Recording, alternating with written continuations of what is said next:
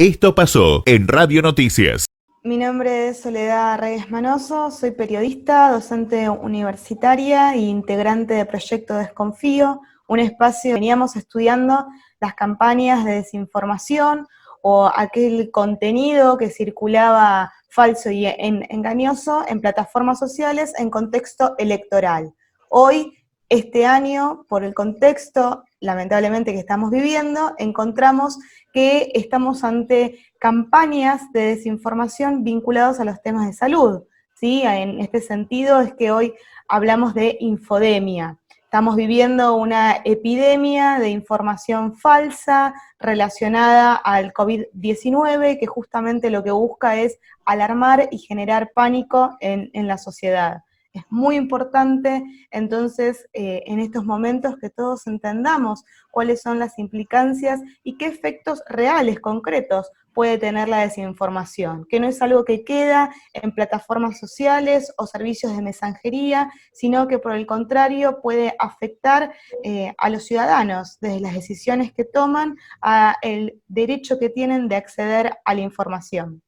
¿Y quiénes están detrás de estas campañas?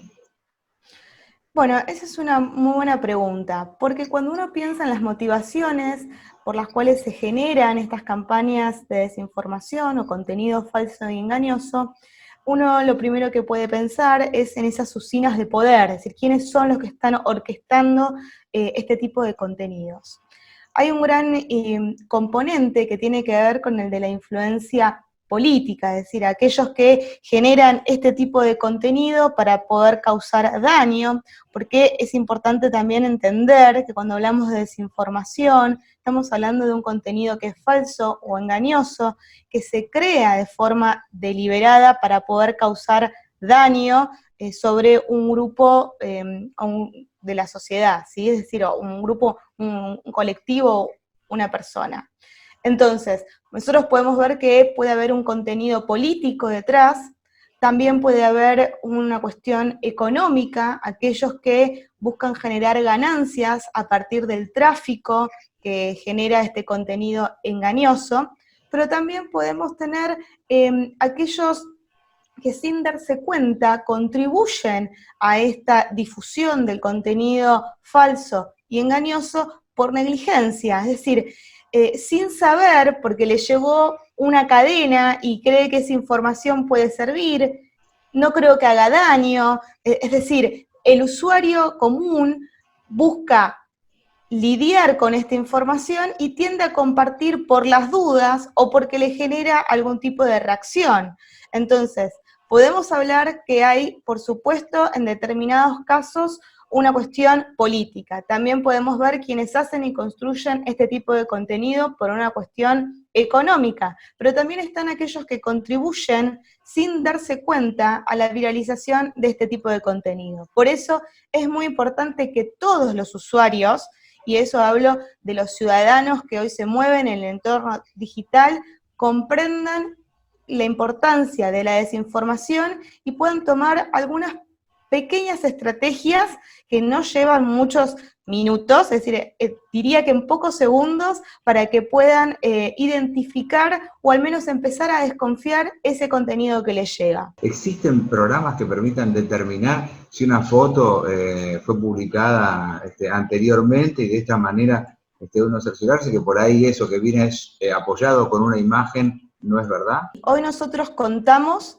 cuando digo contamos, pienso desde el periodismo y las salas de redacción, con un abanico de herramientas que nos permiten identificar ciertos engaños, ciertas manipulaciones que puede haber, sea en imágenes, en video, pero también que nos permiten chequear y comprobar dominios, es decir, de sitios web, que nos permiten rastrear usuarios, que nos permiten identificar, geolocalizar contenido, es decir, que podemos realizar una instancia de verificación de la información, de las imágenes o videos, lo que se suele llamar como fact-checking, donde también podemos incorporar en nuestra estrategia, en nuestra práctica periodística, algunos de estos tipos de trabajos que nos van a permitir poder contrastar estos hechos con la realidad. Es decir, lo que también tenemos que saber identificar es aquellas creencias o aquellas opiniones de aquellos hechos que pueden ser verificados, porque la desinformación, si también entendemos que se viraliza y funciona como tal, es porque estamos en un contexto de posverdad, ¿no? Donde priman mucho más las creencias y las emociones antes que los hechos. Tenemos estas herramientas, pero también las tiene el usuario, es decir, el ciudadano común también puede incorporar ciertas estrategias que tienen que ver con agudizar su mirada y su contacto con los medios. En esto los docentes hablamos de la alfabetización mediática, es decir, que sepan al menos cómo poder chequear una cuenta, qué pueden hacer frente a una imagen. De todos modos, también debo decir que como existe esta tecnología que nos ayuda a poder identificar este contenido, también esta tecnología avanza y hace que cada vez haya contenido engañoso, falso, mucho más sofisticado, con lo cual se requieren otras herramientas más específicas para identificar. Pienso en el caso de los deepfakes. Hemos tenido el año pasado casos o ejemplos de la manipulación que se da de videos, donde es muy difícil para el ojo humano poder identificar ese engaño. Evidentemente, la información circula también en función de gustos o empatía dentro de las redes. Quiere decir que se podría manipular también a un sector de la población para que vea determinados contenidos. Porque cuando uno dice por qué funciona la noticia falsa, por un lado tendríamos que pensar en la arquitectura de este nuevo entorno. Primero, tenemos hoy un sistema en red, lo que permite que haya mayor cantidad de usuarios que pueden no solo consumir, sino producir contenido. Tenemos una web social, participativa, que brinda herramientas para la publicación abierta y la creación de contenido. Es decir, hoy no necesita alguien ser un realizador audiovisual para hacer un video. Si lo puede hacer con una aplicación de celular y lo puede publicar hacia el mundo. En esto también tenemos que pensar la velocidad de la transmisión de los mensajes, porque engaños y mentiras hubo siempre. Sin embargo, las campañas de desinformación hoy son tema y tenemos que prestar atención porque cambió el entorno mediático, cambió la dinámica, cambiaron las reglas de juego. Entonces, por un lado tenemos esta cuestión de la arquitectura de este nuevo entorno. Y por el otro lado, como vos decías previamente, tenemos que tener en cuenta qué es lo que sucede con el usuario. Cuando nosotros estamos frente a un contenido, tendemos a compartirlo cuando ese contenido va acorde a nuestras creencias preexistentes. Y acá entran en juego los sesgos. Es decir, que si es un contenido que a su vez tiene una carga afectiva, emocional, porque busca llamar la atención, porque busca causar indignación, enojo, juega con estos egos de superioridad, hace entonces que uno tenga que desconfiar hasta de su propia mirada, porque tenemos que tratar de escapar a estos sesgos que hacen que justamente, como decíamos antes, uno tiende a compartir aquel contenido que coincide con su postura ideológica, con sus creencias. Es importante, entonces, que podamos tener una mirada mucho más crítica del contenido y la información a la cual accedemos. Esto tiene que ver con pensar y detenernos, ¿por qué esto me llama la atención? ¿Qué interés hay detrás? Y no solo eso, porque hace un rato hablábamos también del rol que tienen las plataformas. Pensemos entonces de la estructura y de la subjetividad del usuario digital, también cómo juegan los algoritmos. Los algoritmos que podríamos decir que son esas fórmulas matemáticas por las cuales funcionan las plataformas, hacen que me muestre la plataforma, pensando por ejemplo en Facebook, el contenido que cree que me puede llegar a gustar a mí a partir del comportamiento previo que tuve en esa plataforma. Entonces así se van creando burbujas sociales. ¿Y qué peligro entonces tenemos para la democracia si cada vez nos encerramos más en grupos que piensan igual que nosotros, en procesos donde perdemos la desintermediación, porque hoy cada usuario puede acceder directamente a las fuentes, y perdemos entonces esos referentes comunes? Cuando algo que comparto o produzco con, digamos, voy a hablar de la inocencia del consumidor, digo, cuando algo que uno produce o comparte puede transformarse en un delito. Bueno, es interesante, me parece que esa es una discusión que todavía se tiene que dar, en el sentido de que empezamos a discutir sobre quién tiene la verdad. Hay cuestiones que se pueden ir a chequear y se pueden comprobar. La cuestión está en cuando nosotros tenemos que empezar a discutir quién es entonces el que va a tener esa potestad de decir este contenido es verdadero o este contenido es falso. Hablamos entonces de una única verdad, no van a existir esas verdades. Tenemos que empezar a delimitar también cuando estamos hablando de opiniones, de ver que este contenido no afecte a la libertad de expresión.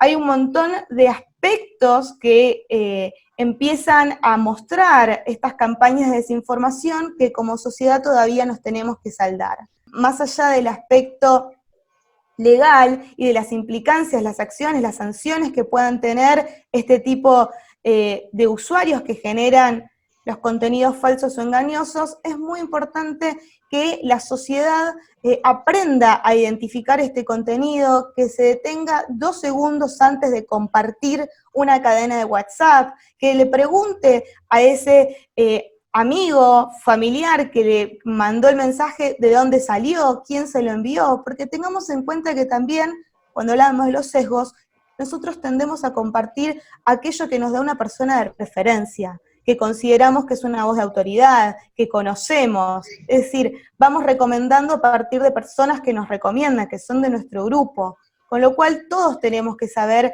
accionar y desarrollar estas estrategias anti-fakes. Si esto nosotros lo podemos incorporar, por más que creen el contenido falso, el contenido no se va a viralizar. Por eso insistimos y trabajamos con docentes, porque creemos que esto es algo que hay que desarrollar desde temprana edad. Piensen en los adolescentes, el tiempo que pasan en las redes sociales, en las plataformas digitales. Hoy estamos hablando de ciudadanos digitales, que tienen derechos digitales y que esto tiene que ver con poder acceder a la información del mejor modo posible.